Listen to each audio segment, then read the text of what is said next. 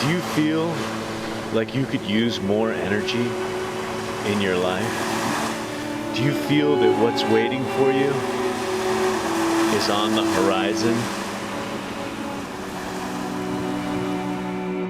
Hey, it's Troy Casey, the Certified Health Nut here at LAX, and today I came out to see my friend Ximena, who's on her way to New Zealand, and she's a Czech practitioner, and I wanted to interview her on her experience with her vegetarian and vegan diet and her transition and what happened to her with her health, and I thought that this was very important because it wasn't just coming from me. I'm seeing a lot of problems right now, hormonal issues, energy issues, and actually transforming health in a negative way for people that are staying on vegetarian diets, vegan diets, raw food diets long term. It's doing a lot of damage. I'm seeing that on the internet as well as with my clients. So without further ado, I can't wait to introduce you to this Colombian beauty. Hey. Hi, how are you? So tell us your name. Ximena Gonzalez. And tell us your website. It's XimenaGonzalez.com. So tell everybody, walk through your experience quite, quickly of, what got you into health, and then how your diet transformed. Okay, so growing up, I had asthma, and I was put on steroid medication since I was probably 8 months old till I was like 18 when I decided that I was going to take control of my health. And I was introduced to a book called Fit for Life. My dad gave it to me, and that book... That was my first book. Really? And after reading the book, it taught me some really beautiful things. Which one of them is that you can totally take control of your health based on your choices. And I decided that I'm not the type of person who does things like halfway, so I just wanted to go full on, and that's what I did. So I became a vegan at 18. And interestingly enough, my asthma went away. So I thought, wow, this is really powerful. But what happened was that after several years, I started to develop different symptoms, which I was not aware that they were not normal. So these symptoms were I would wake up in the middle of the night drenched in sweat, which I later found out was because I was going hypoglycemic, low blood sugar in the middle of the night. I had problems with my thyroid. I was cold all the time. I was also having problems with my adrenals, and I was having a very hard time producing energy naturally, so I needed to keep eating very sugary fruits to keep my energy throughout the day. So I'd have to eat like every 20-30 minutes, because if not I would go into these crashes. I would also become very, very moody when I didn't have food. Like, I could not concentrate. A Latina moody? Oh no! Oh my god, so imagine that on steroids. I couldn't concentrate. The other thing that happened was that I lost so much weight. I'm like 130 pounds now, and 130 pounds. She's looking hot, guys. Thank you. And at the time I turned to be 100 pounds, and that was not because my body was getting really healthy. It was actually because I was having a lot of problems with my gut. So everything I ate, I could not digest, I could not absorb or assimilate. And so what ended up happening was that I could see everything that I ate in the toilet. And I ended up with also irritable bowel and my belly. Even though I was really skinny, my belly was distended. I had no muscle tone whatsoever. My hands were yellow. Well, actually orange, to the point where they would probably glow in the dark. And from drinking so much carrot juice, or? I think so, because I wasn't getting enough saturated fat in my diet to make the conversion to vitamin A. Yeah, so then what happened was they would just be orange. I had really bad dark circles under my eyes, and my knee would come out constantly because my abdominal wall was totally dysfunctional. Your knee would come out? Yeah, it would dislocate, like with movement. So it was very unstable. And you think that was connected to? Oh, I know it was connected, because then when I addressed my diet, it just stopped happening. So. How many years were you vegetarian and vegan? I was 8 years, and I was like hardcore. Like, I would not touch anything that came from an animal. And it's interesting because what I realized was that I was so attached to to the idea of being a vegetarian and what that represented to me. It gave me a sense of doing something for the planet and doing something for myself. Also like a sense of independence from like the mainstream, BS and stuff. And it was an interesting process, because then when I found out that all these symptoms that I was having were not normal and that I was actually on my way to a serious disease, difficult for me to make the transition and decide to eat meat. So when I found all these things out and I was really sick, I had to decide. When I found out that I needed to start eating meat, it took me 8 months to make the decision. And so what I did, I just researched as much as I could, because I just didn't want to bring any flesh into my system.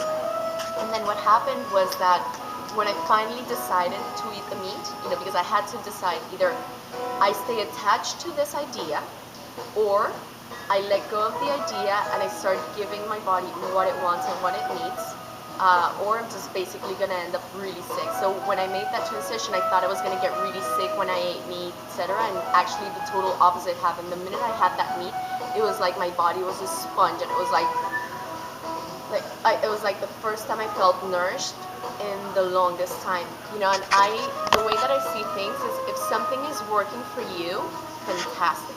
I think it's really dangerous to get attached to ideas. But if you're having problems and if you're having symptoms, and if you notice that you're following your vegetarian diet and you're feeling fantastic and you've got energy, clarity of thought, no sugar cravings, you're emotionally stable and satisfied and not bloated from the moment you eat until the next 4 hours, that's great, it's working. But if you're moody, if you're sleepy, if you're craving sugar all the time, if you can't concentrate, etc., and you're bloated and you're having all the problems that I was describing, You don't feel grounded. Yeah, and you don't Scatterbrained. Right, you can't even concentrate. Then, it's your body and your innate intelligence communicating to you through symptoms to let you know that there's something wrong with your body. So that's where, I will not sit here and speak in absolutes of this is good, this is bad. It's got to be what works for you. And you also got to understand that, for instance, in my particular case, I discovered eventually that the asthma healed because I had a severe sensitivity to pasteurized dairy. So when I became vegan, I removed the dairy, and by removing it, the asthma went away. So I thought that it was all animal products. But then when I started consuming animal products, nothing happened. My asthma never came back. But then one day I had pasteurized dairy, and then the asthma came back. So I realized what was really causing it, and it definitely wasn't the meat. So, after, it's probably been like 8 years since I started to eat meat again. Oh my God, my health. Can you back it up a little bit and tell us when you went into raw foodism? What happened then? That was like the worst part of all. I did it for like 3 months, and every one of the symptoms just exacerbated. They all just got so bad, to the point where I remember I didn't really particularly crave cakes or anything like that. I just wanted to keep eating like a lot of sweet fruit, but it was never cake and stuff. And I remember I saw this cake, and I just really wanted to dive my head into the cake and just eat the whole thing like so that obviously tells me that there was something wrong. And after that happened, I was like, oh my God, I'm really not doing my body good. And so then throughout the years, as I started to incorporate all the politically incorrect things into my diet, such as bone broths, butter, just animal fats and heavier foods and stuff, like my body just started to respond and started to change in its shape. For the first time, I was able to put on some muscle, my belly flattened out, my skin changed, my hair changed, everything. Oh my God, my hair was super brittle,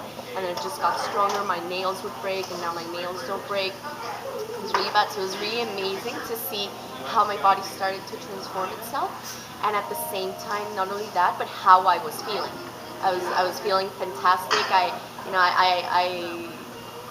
can concentrate now. My energy is steady throughout the day. I don't have those emotional highs and lows that I had. I don't crave sugar at all. I never have a So- sugar craving. And so you're teaching now, and you were hired to work on CNN when you were living in Miami. And tell us a little bit about your career and what you're doing now. Yeah, I've actually worked on TV for about 9 years, and for a long time I worked on Telemundo, and I was educating the community about health.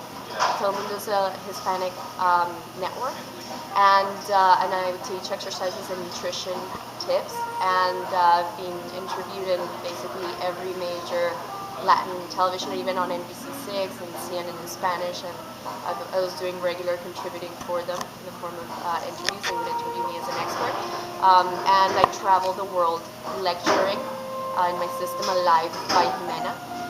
Holistic freedom coaching. It's holistic freedom from ideas, from illness, from lack of energy, from depression, from everything, and not based on my ideas, but just by taking you into a journey of self-exploration to figure out what works for you and what doesn't. How long you been working with Paul Chek? 9 years, about 9 years, and it was actually him who pointed out, how sick I really was, and then when I did all the testing and everything, it was interesting. When he saw me, I had been to doctors and they ran tests on me, and the only thing I had was a vitamin B12 deficiency. That was the only thing that would come up in the test. But then, when I started doing other type of functional testing, it was all the other things that Paul said to me I had just by looking at me, which was the adrenal fatigue, the thyroid issues, the gastrointestinal distress, the inability to absorb nutrients, etc., etc. And to the naked eye, I looked healthy. I was skinny, and but I had like all these underlying problems. So your body speaks to you through your symptoms, and again, that's your innate intelligence. And you've got something called instinct, and that's nature telling your body what to do.